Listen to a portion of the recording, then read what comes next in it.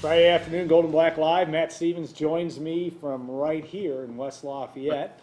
Brian Neubert will be joining us in about a minute from probably some street corner in Charleston, South Carolina, as he is covering Purdue men's basketball. A lot of other things to cover here this last 24 hours. We'll be hitting that. I think you might be able to guess what that is. But we want to thank you for joining our show. You can send us your questions if you have them. People get shy out there. We're happy to answer your questions, and we haven't had as many questions of late as we used to back in the day on this show. But we want to say that you certainly can do that. Also, we want to thank our sponsors, Triple X and Route 66. Now, Route 66 is closing this on Sunday, I think, for the final time. They'll be open.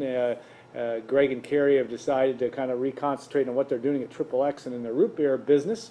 We thank them for that, but we'll look forward to Triple X being our sponsor, and we appreciate that 15 years of Route 66 has been good for us, been close to us here at the office, and we go visit it from time to time.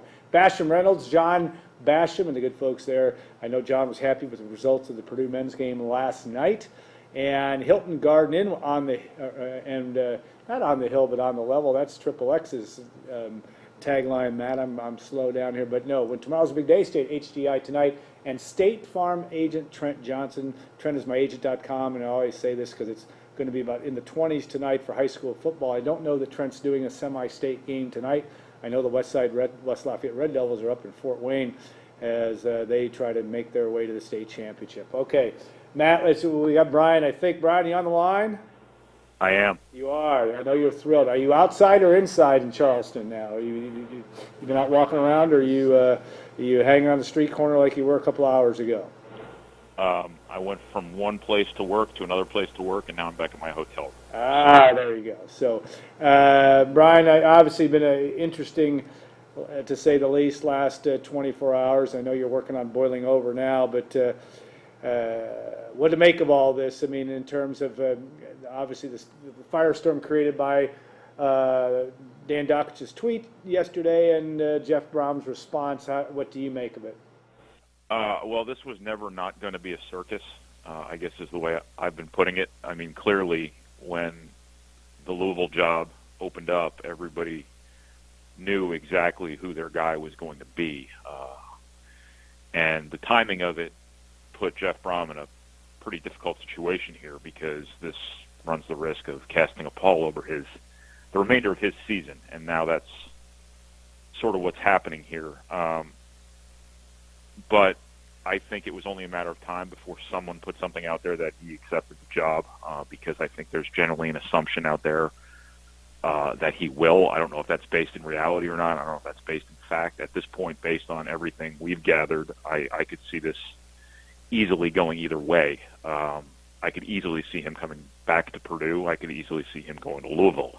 But I think it was only a matter of time before somebody out there in this day and age we live in took one half of that equation and kind of cast their lot with it, and all hell broke loose. So we'll see ultimately what happens, but kind of the nature of coaching searches is stuff gets really crazy and stuff gets really silly, and nobody knows who's right hardly ever, except for some very specific instances if things shake out a certain way. But there's a lot of stuff that just gets kind of thrown out there, and we end up seeing who's right and wrong. I don't know if anybody ever gets held accountable for it when they're wrong, but it kind of is what it is. It's sort of the nature of coaching searches, and with all the scrutiny that was bound to be on this as soon as the Louisville job opened up, with the generations of connections that Jeff Brom has to Louisville, Louisville's desperate need for him at this time in its football history. This was, as I said, this was never not going to be a circus, and yesterday the circus kind of came to town. Yeah. Hey, Brian, correct me if I'm wrong, but I think the only thing that really changed yesterday was Brom's immediate need at that point to feel like he needed to address the team with this situation, because, I've been around all week, and I found it interesting on Tuesday talking to the offensive guys that they said that they didn't suspect that Jeff was going to address the team at all with this and anyone going to bother with bringing it up and allowing it to be a distraction. And by Thursday night after practice, he's forced to do that. What did you make of Jeff feeling like he had to say something to the team and gather them, before practice was over? Well, I think he has a very certain way he handles this, and that has been to not comment on speculation. I mean, you can kind of look at it both ways. There's no real right way to handle these kinds of things. His way of handling it, based on what he did at Western Kentucky, was just to kind of let it sit and then deal with it when the time comes. Now, I think in these situations nowadays, it is really hard, if not impossible, to control it. And I think what happened yesterday was a measure of control over this was lost, because it was out there. Whether what got out there ends up being right or wrong, we don't know yet. But we do have some measure of reason to think that it wasn't immediately accurate. But he did lose kind of some control over this yesterday. And he still has football games to win. And that's the most important part of this in the short term, is that he can't let one thing seep into another. And when what happened yesterday happens, you really, really run the risk, obviously, of what happens on Thursday affecting what happens on Saturday. And he has to be protective of that now. So the measure of control he lost yesterday over this, by what came out yesterday, coming out on Twitter, obviously that gets right to the players, was something he had to deal with in order to make sure that this doesn't kind of deep six Purdue season. But that's the position Louisville has put him in.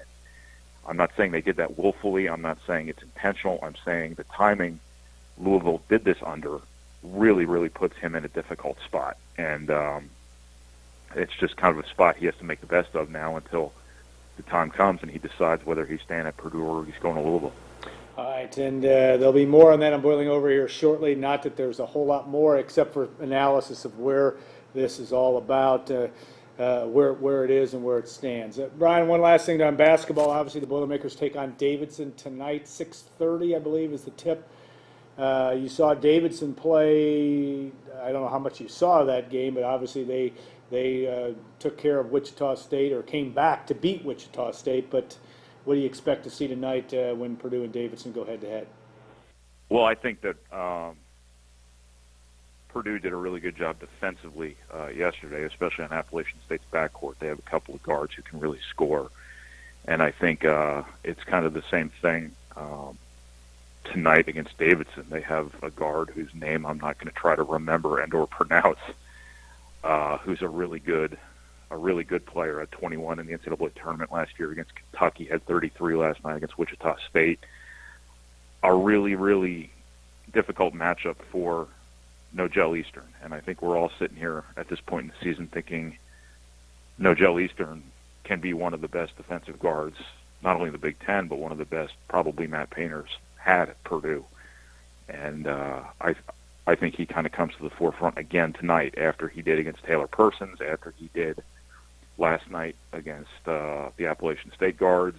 I think this is going to be another pretty significant test of Purdue defensively. But also, I think Davidson played a really physical, really exhausting game last night, and we'll see if that takes anything out of them. I know it's early in the season. I know these are all kind of young people, and they have a lot of energy, and they're pretty buoyant from a physical perspective, but that was a pretty taxing game, I think, last night. So the short turnaround, I think, probably would work in Purdue's favor if anybody's. Purdue's going to be pretty physical. They're going to play with a lot of energy. They showed that yesterday, and I think that could be kind of a handful for Davidson. I do think Davidson is good, though. They are a good team. It's going to be interesting to see what happens. Obviously, if Purdue wins tonight, they'll play, I believe it's at 8:30 on Sunday. If not, it's the game right before that in the consolation game. Brian, we'll let you get to your business, of which I know you have much, and thank you for checking in with us, and we'll look forward to reading what you have to say about Purdue Davidson tonight on the site. That will be right during and after that game. So take care of then, and we'll look forward to reading that stuff. Thanks, Brian. No problem, guys. All right, Matt, obviously the other thing, and it hasn't been lost in this last few days, but They're going to play a football yeah, game. they are on playing a Saturday. football game. That's right, and that is a real a challenge. A month ago, or maybe before the Right. season, I would have said, there were 3 games on the Purdue's football schedule where I thought, boy, Purdue is swimming upstream. Michigan State, Ohio State, Michigan State, and Wisconsin, all three now. Purdue did lose to Michigan State. I think they actually were favored in that game and obviously did what it did against Ohio State. Wisconsin has not played as well. They've had injuries, et cetera, but they're still a pretty good football team. Yeah, you had it on Inside the Numbers that it's the first time Purdue's been favored since '04. Is that right? Right. I mean, Since against that's Wisconsin, right. at least. That's right. And so, yeah, I think when the season started, you had a Wisconsin team that thought they were going to compete for, the college football playoff. Everybody talked in Chicago about, is anybody going to challenge Wisconsin for the Big Ten West? Well, yeah, they are, because they're not going to win the Big Ten West. They have issues. They have, this is going to sound a lot like Purdue, but they have a lot of young guys that they're playing on defense up front that they're not confident with whatsoever on their defensive line. That's why sacks are down. That's why pressures are down. That's why quarterback hits are down. It's put a lot of stress on their linebacking core, which is pretty good, but they've also had injuries in that regard. They've had players to be inconsistent. And then on the other side of the ball is pretty obvious. We don't know who we don't know 100% who the quarterback's going to be, and if it's not Alex Hornibrook, they have not proven with Jack Cohn or anybody else behind Alex Hornibrook that they can throw the ball effectively down the field. And if they can't do that, Nick Holt at Purdue wants to make your offense one-dimensional. And it seems like for the last month that Wisconsin's already come into a game with a one-dimensional offense with one of the nation's best tailbacks in the run game. But if they can't come into Ross-Ade Stadium, I don't believe, as a one-dimensional offense and escape with a win. I feel like that's going to be the biggest key is, can Wisconsin find some sort of effective passing game against this Purdue defense? And can Purdue figure out its run fits after what happened last weekend against Minnesota without Jacob Thieneman in that back secondary and try to figure out a way to get everybody lined up correctly and get those run fits figured out? Because Coach Holt, Nick Holt said that the defensive run fits were very, very correctable, but it's a matter of getting those new players, Brennan Thieneman, for example, who was going to replace his brother at strong safety, into those run fits and getting him in exactly where he needs to be and getting him to look a lot better than he did last weekend. Yeah, Purdue obviously a very disappointing and a surprising loss in terms of how many points Minnesota was able to put up on Purdue. But, the emotional side of this, and certainly I think Jeff Brom, one thing he is excellent at, among other things, is the fact that he knows it's about winning football games, and he's going to do what he can to put his team in the right frame of mind. Maybe yesterday's situation was forced, but I think maybe the byproduct could be of that, is that, the focus now is totally there, and they don't have to worry right now about their coach doing anything in particular. They can focus on what is always an emotional day, senior day.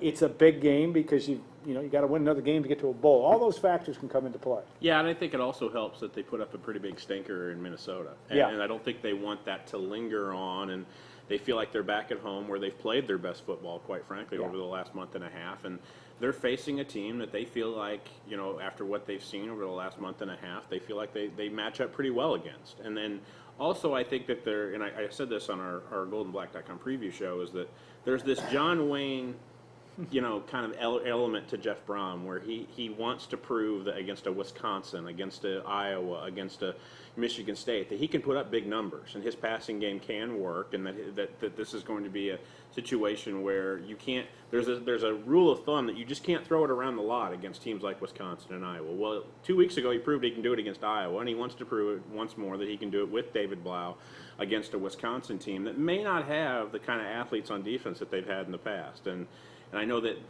the 9-point effort that they had last year against Wisconsin really irks Jeff Brom, and it really is not a true reflection, he believes, of how they can play offense. And he thinks that his offense is worlds better than it was last year in almost every way possible. And he doesn't know if Wisconsin's defense is worlds better than it is at this point this year. So I think it's an interesting matchup, and I think it's one that Purdue fans are going to know real early if the emotion gets to these guys, and you could see a Wisconsin early lead, or if they play off the emotion and they could get an early lead and get a lot of momentum at Ross-Ade. He's talked about, Coach Jeff Brom has talked a lot about that need to get off to a good start. They were able to do that against Iowa after a sluggish offensive performance against a very good defense at Michigan State. They obviously were able to do that enough against Ohio State.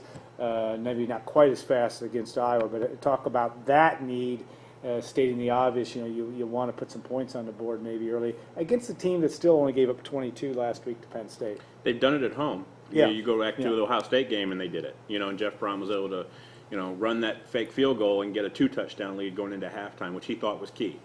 They've done it. They've done it at home. They just, they just haven't done it on the road. And so I think being back at Ross-Ade Stadium, having David Blau's final game at Ross-Ade Stadium, having Kirk Barron's final game at Ross-Ade Stadium, I don't see how Purdue doesn't try to ride that emotion at least early on in those first 15 minutes and try to get them in a good position early on. And I would imagine, knowing Jeff Brom how I do and how he likes to call a game, I wouldn't be shocked if he tries to open it up and throw it deep early on with David Blau just to see where everybody's at. And if the deep ball can work early and they can get some momentum, he obviously came to Purdue with that pass first to set up the run type of deal. I would venture to guess that you're going to see that same type of game plan on Saturday, that if they can get an early lead throwing the football, then they'll hand it to their two senior tailbacks, DJ Knox and Markel Jones, and hopefully can ride out a win.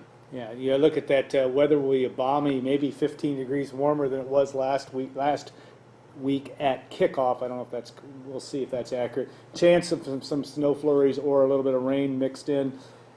Purdue's got to get over that and just do the job. One would think on that offense, and I think maybe Jeff Brom may have learned something. I always appreciate the fact he's talked about even the first 3 games this year. He's talked about things he didn't do as well. Maybe last week too. That from a preparation standpoint, too much stock was put into that. I don't know. I mean, what do you think? Yeah, I don't think they've played very well when it hasn't been perfect weather. Yeah. I mean, I don't think there's any doubt to that. I don't know if he puts a whole lot of stock in his offense can't work in wet conditions, it can't work in snow. I don't think anything was working on Saturday in Minnesota. I don't care if it would have been perfect and sunny and or a little bit snow and actually kind of sleeting and by the end of that game. I don't think it would have mattered. I think the fumble return for a touchdown that made it 20-3 that ended that ball game. I think all the coaches and players have kind of said that. So they cannot allow Wisconsin to have big plays. I'm thinking Jonathan Taylor in the running game. Yeah. I'm thinking any kind of defensive, turnover type situation that they could give. I'm looking at the opener against Northwestern when they throw 3 interceptions in the first half, and that just kills all the momentum of a home crowd. They can't allow that to happen, because if that happens, you've got enough veteran guys that have won enough football games on both sides of the ball at Wisconsin that know how to get this done, and quite frankly know how to get it done against Purdue. But I do think that there's a lot of guys that they can lean on, especially if their head's in the right spot, who are playing their last game at Ross-Ade. You've got Kirk Barron at center. You've got David Blau at quarterback. You've got Isaac Zico and Terry Wright on the outside at wide receiver. You can really rely on some veterans on your offense on Saturday that can really get you places and get you an early lead. And I agree, Al. I think there are a lot of narratives, again, that Jeff Brom can end with a win and with a really, really good offensive performance against Wisconsin. Bad weather, tough defense, physical opponent. I think he can end a lot of narratives on Saturday. All right, well, that will be the goal of Purdue's second edition of Jeff Brom's football team, and the Boilermakers in need of another win to make the become bowl eligible. And of course, next week's game at noon down in Bloomington. That will also be an interesting thing. You don't want to go into that game at 5-6. Both teams at 5-6. I know Purdue doesn't want to go into that game at 5-6, and that's what will make another interesting storyline from that. Okay, Matt, we'll look forward to your coverage tomorrow, and the rest of the day we'll have predictions on the site. We've got matchup preview. We've got about everything you'd ever want to know about the Wisconsin Badgers as well. We're going to take a 2-minute break and bring in Tom Schott from Purdue Athletics, the Senior Associate Athletic Director. We'll talk communications. I think he probably had an interesting day yesterday. We may touch a little bit on that, but also just kind of all of what's going in to what the initiative Purdue Athletics has tried to do in the wonderful world of social media and all the challenges that brings as well. So we'll do that in a couple minutes. Stay tuned on Golden Black Live.